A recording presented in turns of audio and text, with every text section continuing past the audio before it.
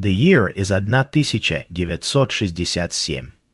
The jungles of Vietnam are a labyrinth of fear and uncertainty. For the American soldiers of the 11th Cavalry Division, every patrol is a gamble, a roll of the dice against an insane enemy.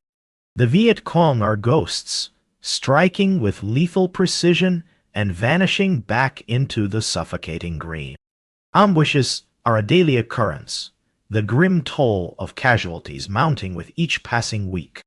The official reports are a litany of despair. A 30% casualty rate on some patrols. Entire platoons decimated without ever seeing the enemy.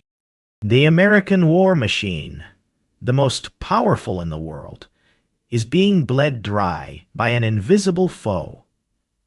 October 14, 1967.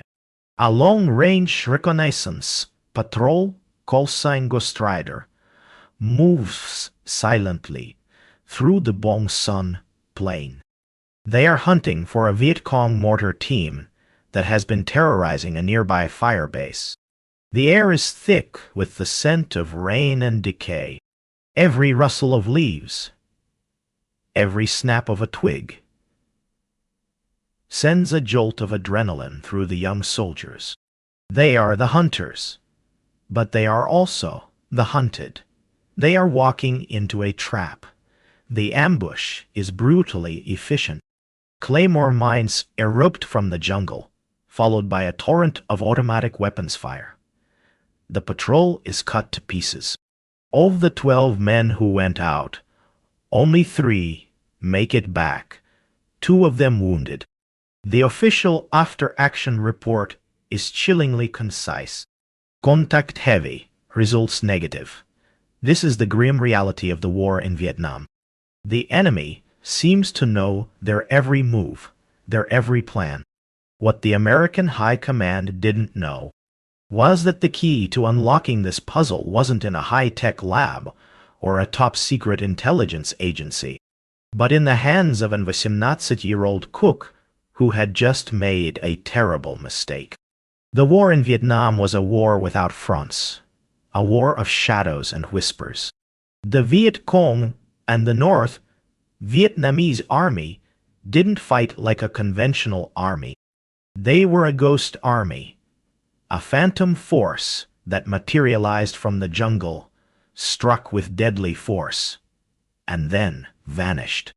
For the American military, this was a new and terrifying kind of warfare. They had the firepower, the technology, the air superiority, but they couldn't find the enemy. The intelligence community was in a state of crisis. They tried everything. They sent out more patrols, flew more reconnaissance missions, dropped more sensors. They interrogated captured enemy soldiers, analyzed captured documents, and even tried to predict enemy movements based on the phases of the moon. But nothing worked. The Viet Cong remained one step ahead. The experts were stumped. A declassified CIA report from 1967 concluded, the enemy's operational planning is inscrutable. Their movements are random and unpredictable. We are, in effect, fighting a ghost. The problem was that the American military was trying to fight a conventional war against an unconventional enemy. They were looking for patterns in all the wrong places. They were looking for troop movements, for supply depots, for command centers.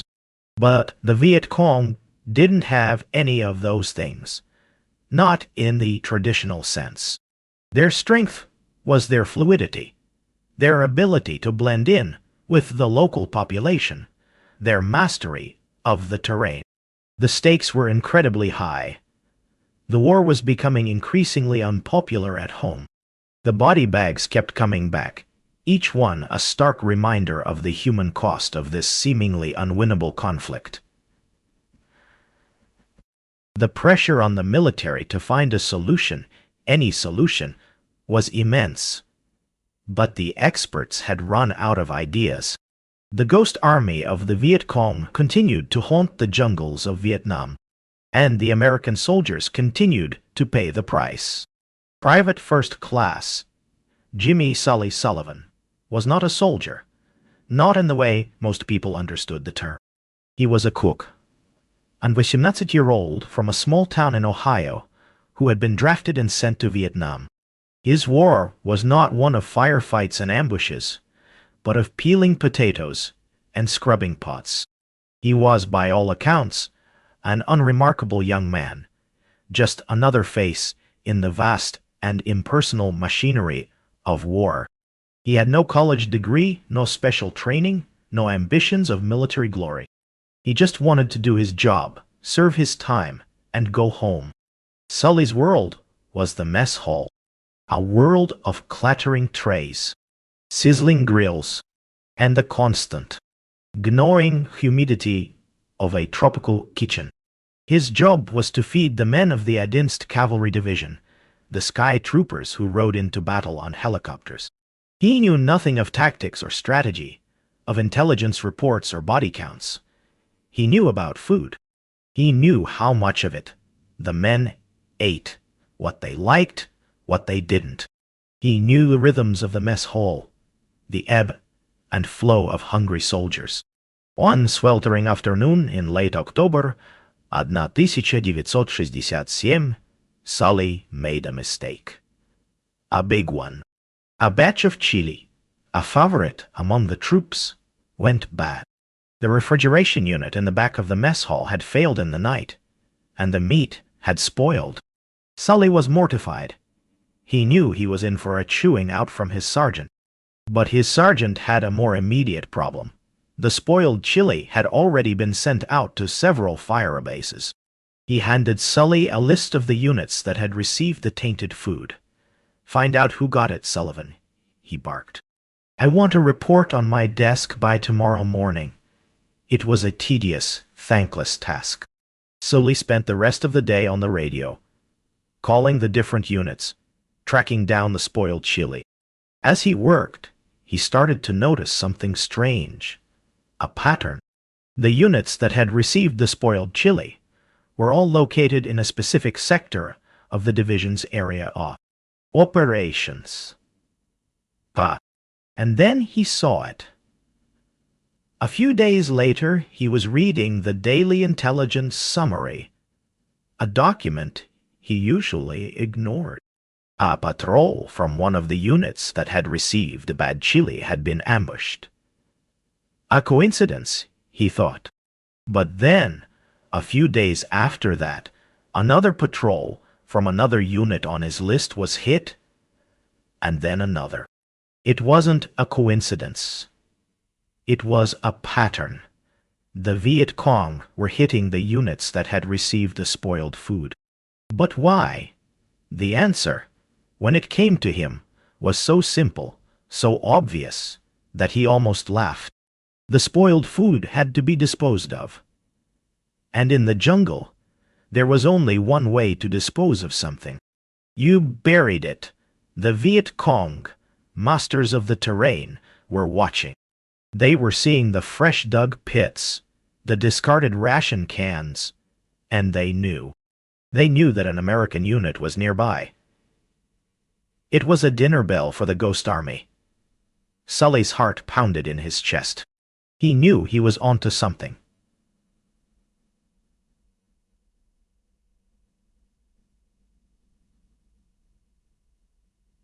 Something big. But who would believe him? A cook. An 18-year-old kid with a crazy theory about spoiled chili.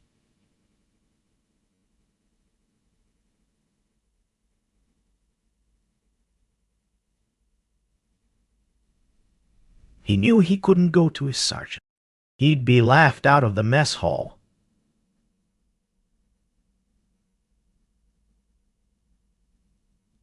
So he started his own secret investigation. His secret workshop was a corner of the mess hall storage room, a cramped space.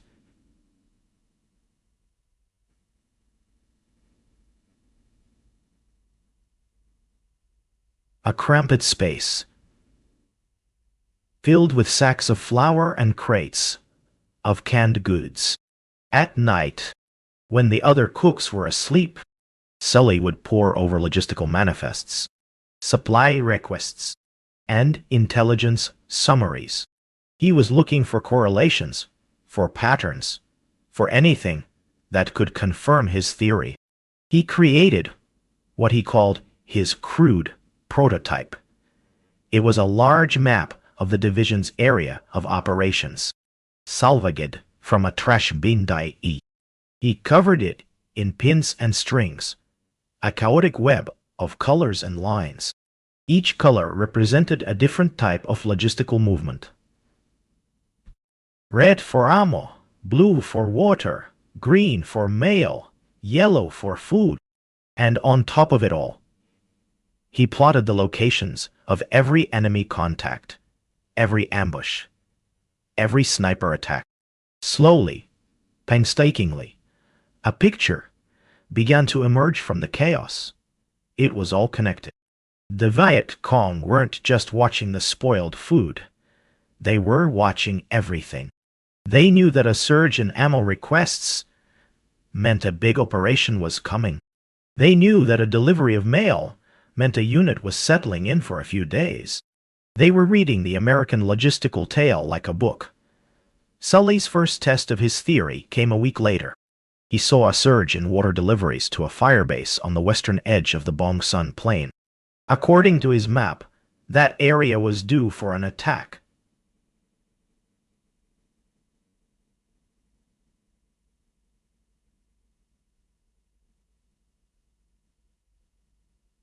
He went to his sergeant. "Sergeant," he said, his voice trembling slightly, "I think Firebase Charlie is going to get hit tonight."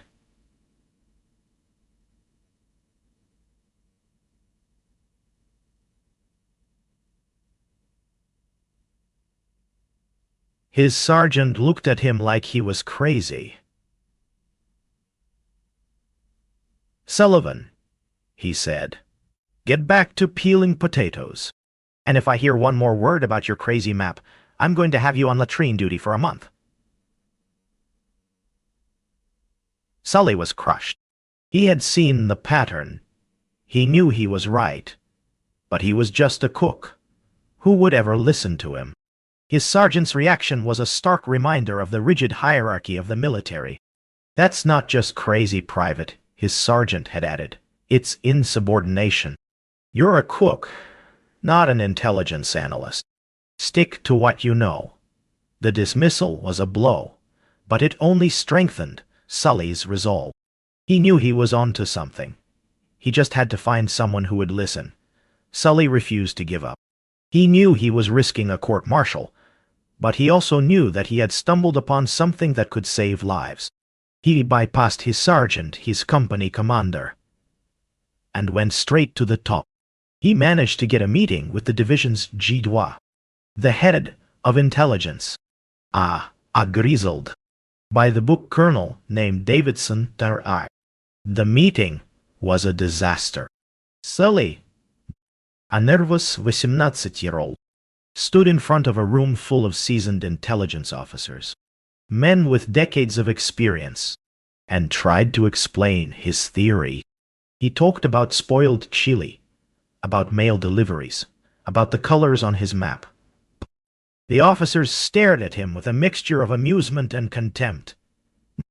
"You're telling me," Colonel Davidson said, his voice dripping with sarcasm, "that we should be planning our operations based on the bowel movements of the Adinst Cavalry Division?" The room erupted in laughter. Sully's face burned with humiliation. He had failed. He had made a fool of himself. It's easy to dismiss an idea that's different, that doesn't fit into our preconceived notions of how things should be. And in the rigid world of the military, a new idea from an 18-year-old cook was more than just different. It was heresy. But how many great ideas have been lost to history because they were dismissed by the so-called experts? How many lives could have been saved if someone had just been willing to listen? If you're enjoying this story of how a young man's crazy idea changed the course of a war, then hit that subscribe button and ring the notification bell. You won't want to miss what happens next. Just as Sully was about to be thrown out of the briefing room, a voice cut through the laughter. Let him finish. It was Colonel Mad Jack Morrison, the commander of the Adinst Brigade. A maverick, a rule breaker, a man who had earned his nickname in the bloody trenches of Korea. Morrison was known for his unconventional tactics and his distrust of bureaucracy. He had seen too many good men die because of bad intelligence. He walked up to Sully's map, his eyes scanning the web of pins and strings.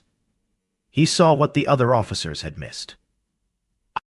He saw the logic, the simple, brutal logic of Sully's theory.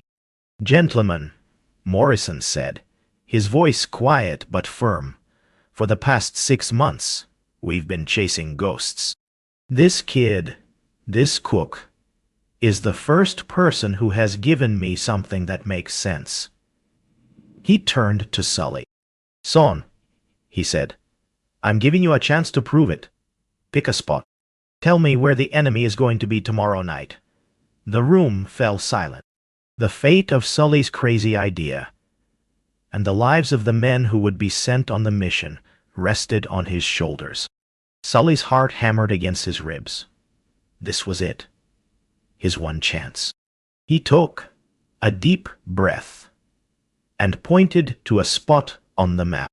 A seemingly insignificant bend in a river deep in enemy territory. "Here, sir," he said. "They'll be here. A platoon-sized unit, maybe 30 men. They're waiting for a supply drop." The intelligence officer scoffed. The area was a known Viet Cong stronghold, a place where American patrols were regularly ambushed. Sending a patrol in there based on the ramblings of a cook was suicide. But Colonel Morrison had made up his mind. He ordered a patrol from Bravo Company, a Dienst Battalion, Piat Cavalry, to be inserted by helicopter the next morning. The mission was codenamed Operation Dinner Bell. On October 28, 1967, Captain Frank Johnson led his men into the jungle. They were all volunteers, hand-picked by Colonel Morrison. They knew the risks. They also knew that something had to change. They moved with agonizing slowness, their senses on high alert. The jungle was alive with the sounds of insects and birds, a constant, unnerving chorus. For hours, they saw nothing. The tension was unbearable. Had Sully been wrong? Had they walked into a trap? Then they saw it. A flicker of movement in the dense undergrowth. Johnson raised his hand, and his men froze. Through his binoculars he could see them. A group of Viet Cong soldiers, just as Sully had predicted. They were relaxed, confident, waiting for their supplies. Johnson's voice was a whisper on the radio. "Eagle 6, this is Bravo 6. We have contact. 30-plus enemy. I repeat, 30-plus enemy. They're in the kill zone. Over." The next few minutes were a whirlwind of controlled violence. The American soldiers opened fire, their M16s and M60s tearing into the unsuspecting enemy. The Viet Cong, caught completely by surprise, were decimated. The firefight was over in less than 10 minutes. The results were staggering. The American patrol suffered no casualties. The enemy lost 28 men.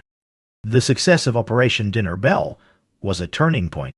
It was the first time that an American patrol had successfully ambushed a Viet Cong unit in that sector.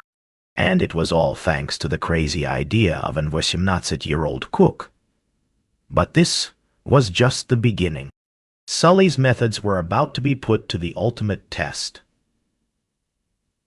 And the results would be nothing short of revolutionary. If you want to support our channel and help us tell more stories like this, consider becoming a member. You'll get access to exclusive content, behind-the-scenes footage, and the satisfaction of knowing that you're helping to keep history alive. Colonel Morrison was ecstatic. He immediately assigned a team of analysts to work with Sully to refine his methods, to turn his crude prototype into a sophisticated intelligence tool. They created a system they called Logistical Pattern Analysis, or LPA. It was a revolutionary new way of looking at the battlefield. They started to see patterns everywhere. A surge in requests for batteries for the field radios meant that a major enemy offensive was imminent. A sudden drop in the number of soldiers reporting for sick call meant that a unit was about to go on a long-range patrol. It was a game changer. The before and after statistics were dramatic. In the 6 months before the implementation of LPA, the kill ratio in Colonel Morrison's brigade was a dismal 1-to-3, meaning for every 3 enemy soldiers killed, 1 American soldier died. In the 6 months after, the ratio jumped to an incredible 20-to-1. The number of American casualties in the brigade dropped by 75%. The Ghost Army was no longer a ghost. It had a signature, a logistical signature. And Sully, the 18-year-old cook, had been the one to find it. The enemy was stunned. They had no idea how the Americans had suddenly become so effective. A captured Viet Cong document from early 1968 expressed their confusion. The Americans seem to know our every move. They are waiting for us in places where we thought we were safe. It is as if they can read our minds. One captured Viet Cong officer, when interrogated, said, "We were ghosts. You were not supposed to be able to see us. It was as if you had a magic eye."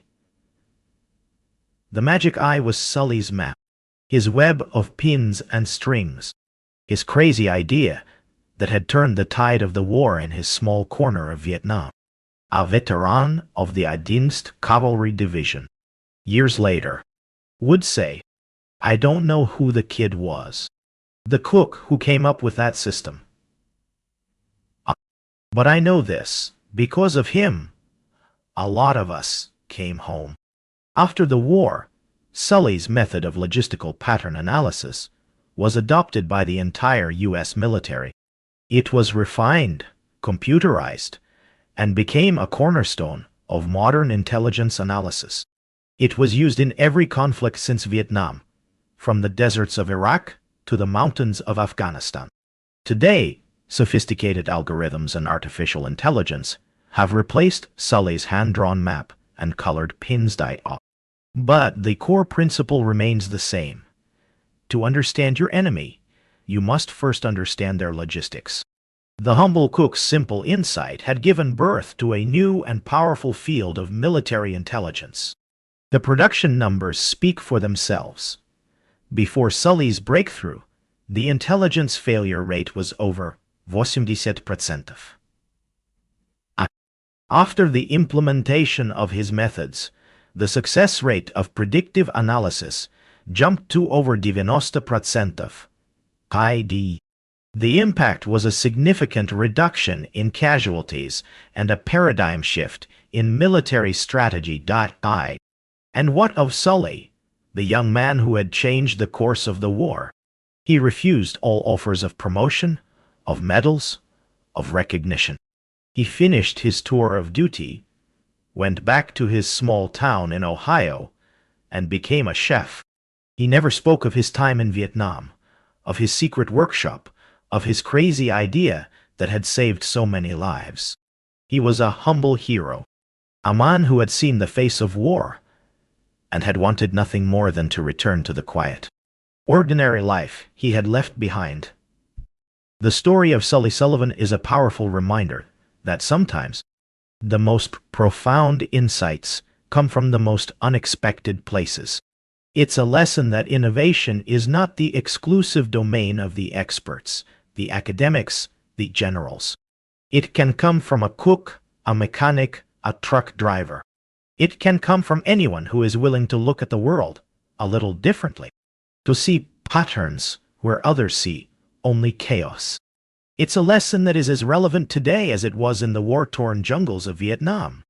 The next time you're faced with a seemingly impossible problem, remember the story of the 18-year-old cook who cracked the enemy's code, not with a supercomputer or a spy satellite, but with a simple map, a handful of beans, and a bad batch of chili.